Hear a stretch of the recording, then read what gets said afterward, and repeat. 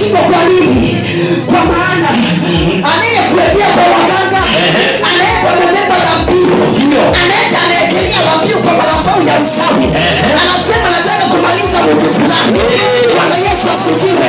Na yeye anatoka tu, anaacha ile dhabihu kwa mchawi, ile dhabihu inaongea, unakamatwa, unavunjeka, unakufa, unaisha, kazi inaisha.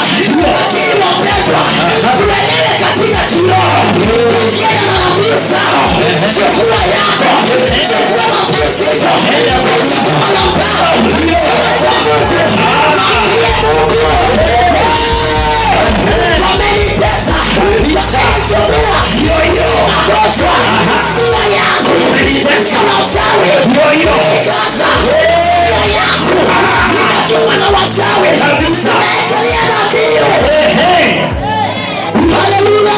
Dunia hapo tunaanza. Ati wanaoenda kwa wachawi. Kwa wachawi Ubeba dhabihu. Wanapeleka dhabihu siku. Unaweza na mtu anabeba kimoto. Kilewa. Kabisa. Nene mno.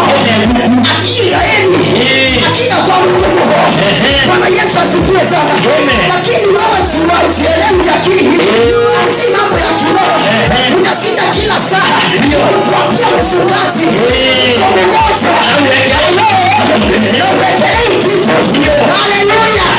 Unalialia. Kwani unaenda aje? Ndoa yako inaelekea wapi? Watoto wako wanaenda wapi?